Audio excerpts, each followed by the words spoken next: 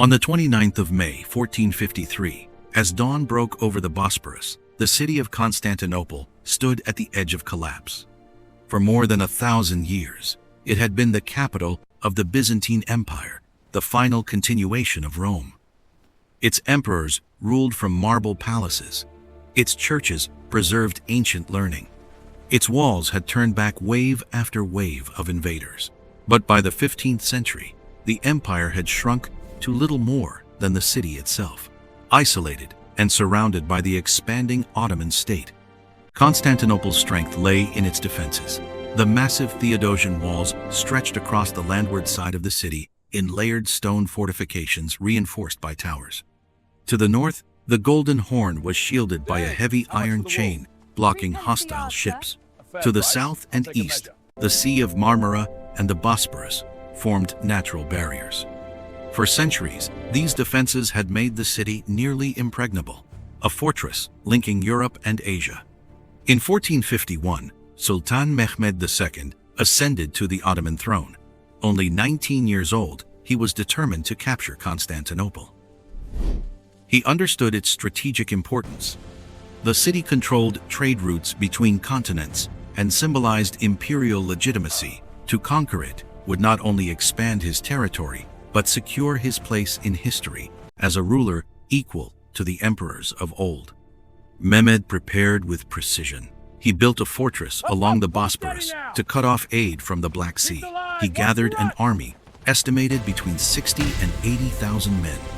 Most significantly, he commissioned enormous cannons capable of firing massive stone projectiles weighing hundreds of kilograms. These weapons represented a new era in warfare. Gunpowder artillery would challenge defenses that had stood for centuries and signal the end of medieval military dominance. Inside the city, Emperor Constantine XI Palaiologos commanded perhaps 7,000 to 8,000 defenders. They included Byzantine troops and foreign volunteers, especially Genoese soldiers skilled in siege combat.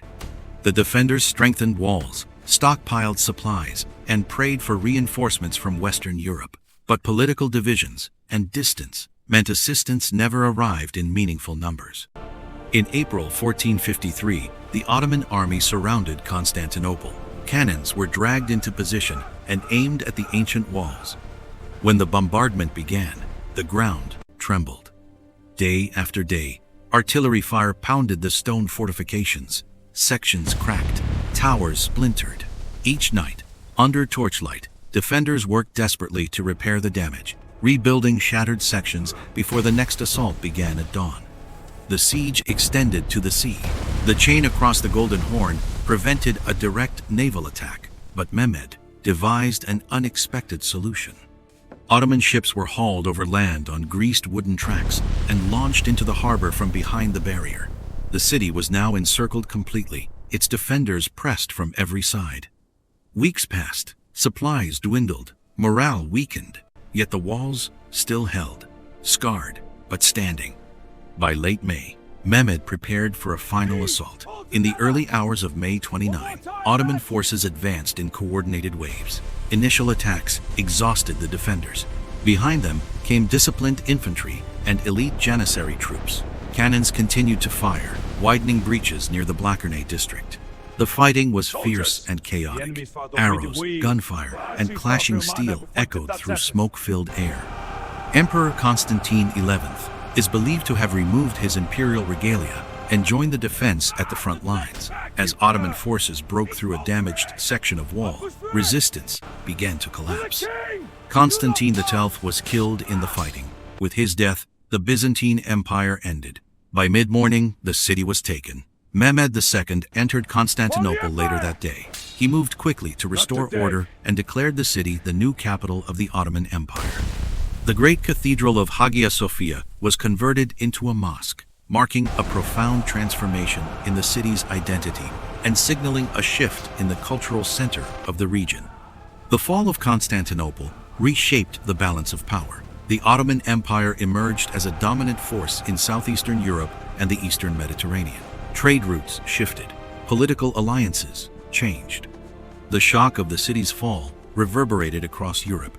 intensifying fears and accelerating efforts to find new trade routes to Asia by sea. In the decades that followed, exploration expanded westward, linking continents in ways that would permanently alter global history. For over a millennium, Constantinople had served as a bridge between ancient and medieval worlds. It preserved Roman law, Greek scholarship, and Christian tradition through centuries of upheaval. On that morning in 1453, the bridge did not vanish, but it changed direction. The walls that once seemed eternal had fallen to artillery, innovation, and ambition. An empire that traced its lineage to Rome had come to an end. And in its place rose a new imperial power that would shape the political, religious, and economic currents of Eurasia for centuries to come.